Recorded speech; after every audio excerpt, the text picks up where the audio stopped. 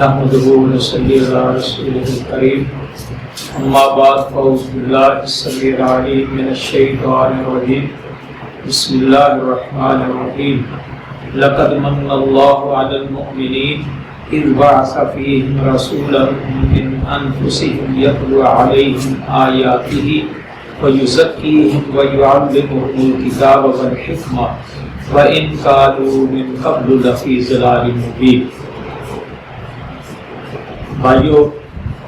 اللہ کے نبی صلی اللہ علیہ وسلم اللہ کی تمام نعمتوں سے بڑی نعمت ہے۔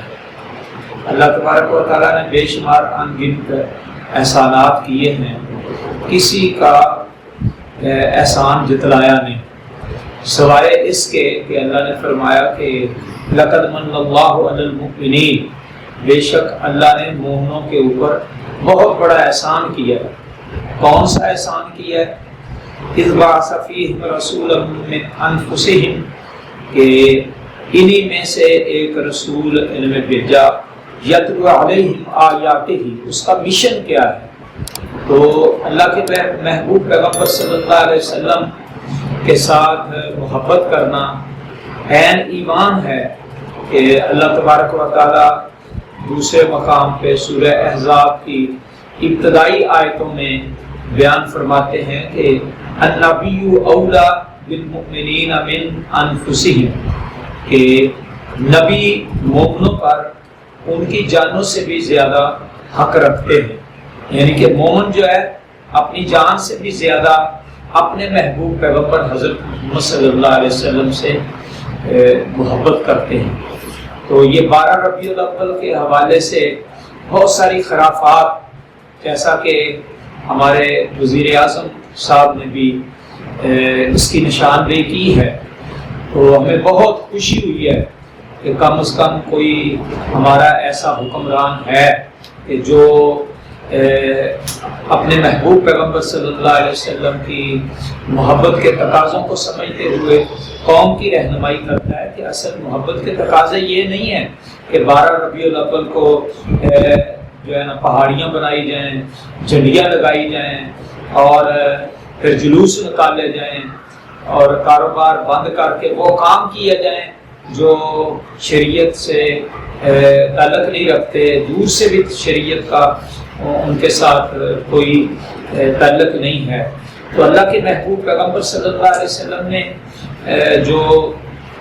ترمذی کی حدیث ہے، حضرت انس رضی اللہ تعالیٰ عنہ بیان فرماتے ہیں کہ اللہ کے محبوب پیغمبر صلی اللہ علیہ وسلم کے ساتھ صحیح محبت کا تقاضا کیا ہے کہ ہم نے محبت کرنی ہے، اور عین ایمان ہے ہمارا اللہ کے محبوب پیغمبر صلی اللہ علیہ وسلم سے محبت کرنا۔ تو اللہ کے محبوب پیغمبر سے پوچھا جائے کہ آپ کے ساتھ محبت کے تقاضے کیا ہیں، تو اللہ کے نبی صلی اللہ علیہ وسلم کی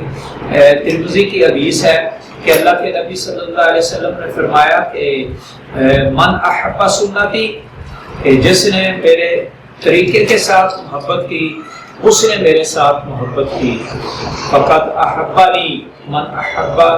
سنتی، جس نے میری سنت کے ساتھ محبت کی، فقط احبانی، اس نے میرے ساتھ محبت کی۔ کائنات کے محبوب پیغمبر صلی اللہ علیہ وسلم کی سنتوں کا شیدائی بننا،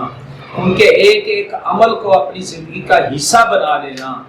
یہ حقیقی اللہ کے محبوب پیغمبر صلی اللہ علیہ وسلم کے ساتھ محبت کا تقاضا ہے۔ جو اللہ کے محبوب پیغمبر صلی اللہ علیہ وسلم نے اور ابو بکر صدیق، عمر فاروق، عثمان و علی رضوان اللہ علیہ اجمعین نے، حسن حسین نے جو کام زندگی میں نہیں کیا وہ محبت نہیں ہے۔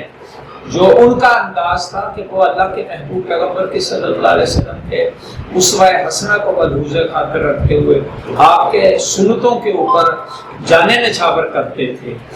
آپ نے فرمایا، ترمذی کے اندر حدیث ہے، فرمایا من احب سنتی فقط احبانی، جس نے میری سنت سے محبت کی اس نے میرے ساتھ محبت کی۔ ومن احبانی، اور جس نے میرے ساتھ محبت کی، کان معی فی الجنہ، وہ جنت میں میرے ساتھ ہوگا۔ تو میرے بھائیوں، نبی کے ساتھ محبت کرنا ایمان کا حصہ نہیں ہے، عین ایمان ہے کہ اللہ تبارک و تعالیٰ نے فرمایا کہ مومن اپنی جان سے زیادہ عزیز اپنے محبوب پیغمبر صلی اللہ علیہ وسلم کو سمجھے، لیکن اللہ کے نبی صلی اللہ علیہ وسلم کا مشن جو ہے نا وہ یہ نہیں تھا جھنڈیاں لگانا اور پہاڑیاں بنانا، اور پہاڑیوں کے اوپر پھر ایسے ایسے ڈیک چلاتے ہیں، گانے لگ رہے ہوتے ہیں اور قوالیاں لگ رہی ہوتی ہیں، ڈھول ڈھمکے ہوتے ہیں اور جو ہے نا جلوس نکالے جاتے ہیں، جن چیزوں کا شریعت میں دور سے بھی کوئی تعلق نہیں ہے، بلکہ شریعت میں نفی ہے جن چیزوں کی، ان کو ہم اپنا کے اللہ کے نبی صلی اللہ علیہ وسلم کے ساتھ محبت اور عقیدت کا اظہار کرتے ہیں۔ تو اللہ کے نبی صلی اللہ علیہ وسلم کے مشن کو سمجھیں کہ آپ کا مشن کیا تھا۔ تو یہ سورہ آل عمران کی 164 نمبر آیت مبارکہ میں اللہ تبارک و تعالیٰ نے ہر مسلمان کو اللہ کے نبی صلی اللہ علیہ وسلم کی ولادت کی خوشی ہے اور وہ آئے ہیں، انہوں نے ہدایت دی ہے، تو ہمیں یہ رستہ جنت کا نصیب ہوا ہے۔ دنیا میں بھی ہماری کامیابیاں اللہ نے مقدر بنا دی، اور آخرت میں بھی انشاءاللہ ہم اللہ کے محبوب پیغمبر کی شفاعت کے ساتھ جنت کے وارث بنیں گے، ان کے ہاتھوں حوض کوثر کا پانی نصیب ہوگا۔ لیکن ہوگا کن کو؟ ان کو جو ان کے مشن کو سمجھتے ہوئے ان کے مشن کے اوپر اپنی زندگی کو وقف کرتے ہیں۔ تو اللہ فرماتے ہیں لَقَدْ مَنَّ اللَّهُ عَلَى الْمُؤْمِنِينَ، بے شک اللہ نے مومنوں کے اوپر بہت بڑا احسان کیا ہے۔ يَتْلُو عَلَيْهِمْ إِذْ بَعَثَ فِيهِمْ رَسُولًا مِّنْ أَنفُسِهِمْ، کہ کیا آسان کیا ہے کہ انہی میں سے ایک رسول ان میں بھیجا، کہ اپنا محبوب پیغمبر کا ان کو امتی بنا دیا، ان کو وہ یہ نعمت کے ساتھ مالا مال فرما دیا۔ اس کا مشن کیا ہے؟ یتلو علیہم آیاتہ، اللہ نے فرمایا جو اس کی آیتیں پڑھ کر سناتا ہے، ویزکیہم، تزکیہ نفس کرتا ہے۔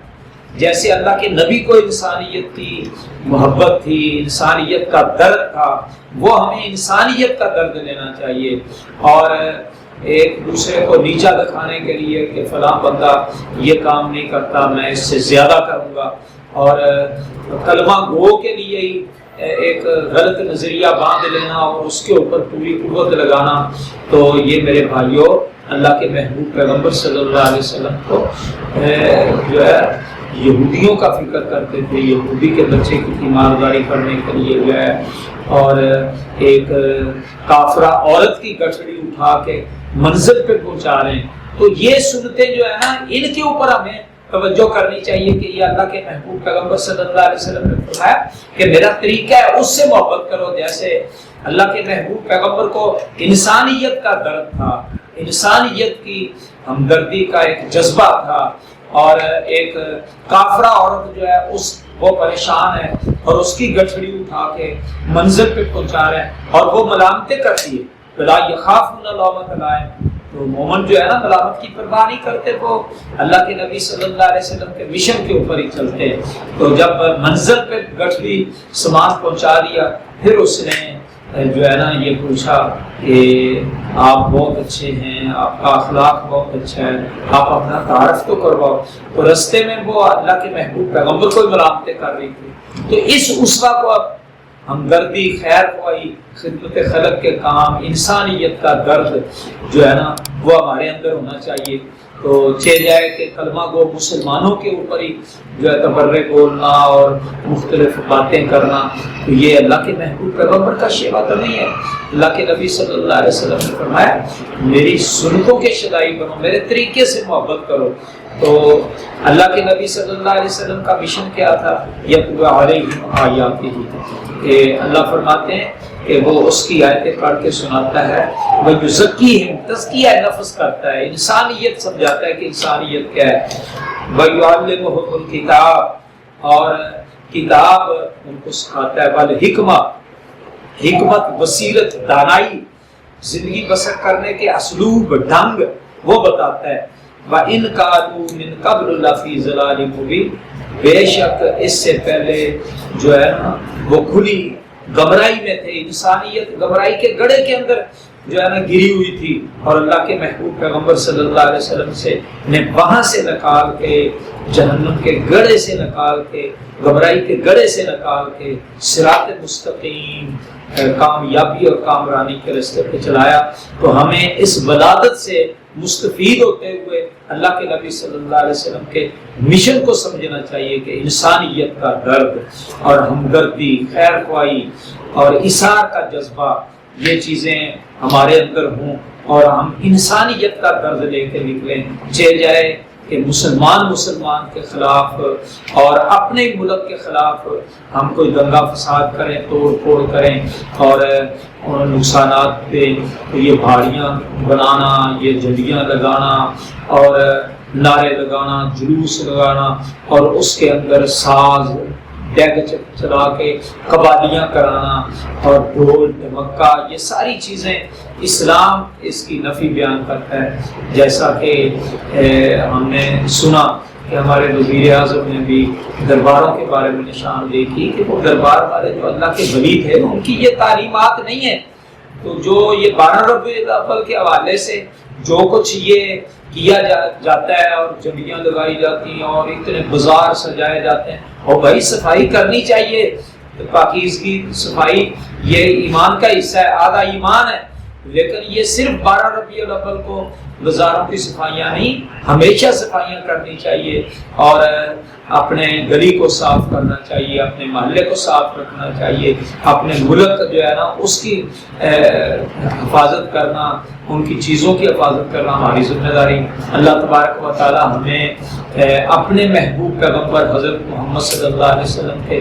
مشن کو سمجھنے کی توفیق عطا فرمائے اور اللہ کے محبوب پیغمبر کی ولادت کی خوشی کے اندر وہ کام کرنے چاہیے جو اللہ کے نبی صلی اللہ علیہ وسلم نے کی ہے، جو صحابہ کرام رضوان اللہ علیہم اجمعین نے کی ہے، بدعات اور خرافات سے اور بری رسموں سے جن کا دور سے شریعت کا تعلق نہیں ہے، اس سے اپنے دامن کو بچانے کی توفیق عطا فرمائے۔ میرے بھائیوں، سنت ثواب اس چیز کا ہے جو اللہ کے محبوب پیغمبر کے طریقے کے مطابق، جو طریقے کے مطابق نہیں ہے نا، وہ میرے بھائیوں ثواب نہیں ہے، وہ عمل نہیں۔ اللہ کے نبی صلی اللہ علیہ وسلم کی ولادت کی خوشی منانے میں کوئی حرج نہیں، ڈیلی خوشی مناؤ کہ اللہ نے ہمیں، یا اللہ تیرا شکر ہے کہ تو نے اپنے محبوب پیغمبر کے میں گنہگار کو بغیر محنت کے انسانیت میں پیدا فرمایا، سب سے بہترین مخلوق میں، اور مخلوق میں پیدا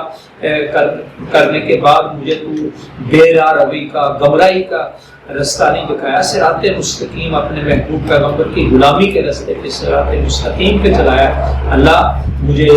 اس کے اوپر بندے کو خوشی ہو کہ میں امت محمد کا ایک فرد ہوں، میں پاکستانی ہوں، پاکستان کا درد، وہ ملک جو لا الہ الا اللہ کی بنیاد پہ بنا ہے اس کا بسنے والا ہوں، اس کی حفاظت میرے ذمہ ہے۔ اللہ تبارک و تعالی ہمیں اللہ اس ملک کو قیامت کی دیواروں پر قائم اور قائم رکھے اور ہمیں اپنے محبوب پیغمبر کی غلامی کی زندگی نصیب فرمائے۔ آخر میں پھر میں یہ توجہ دلاتا ہوں کہ اللہ کے محبوب پیغمبر صلی اللہ علیہ وسلم نے فرمایا، من احب سنتی، جس نے میری سنت کے ساتھ محبت کی، فقط احبانی، پس اس نے میرے ساتھ محبت کی، ومن احبانی، اور جس نے میرے ساتھ محبت کی، کان معی فی الجنہ، وہ جنت میں میرے ساتھ ہوگا۔ اللہ سمجھنے کی اور سمجھ کے اپنے محبوب پیغمبر کی سنتوں کا ہمیشہ دائی بنائے۔ وما علینا الا البلاغ المبین۔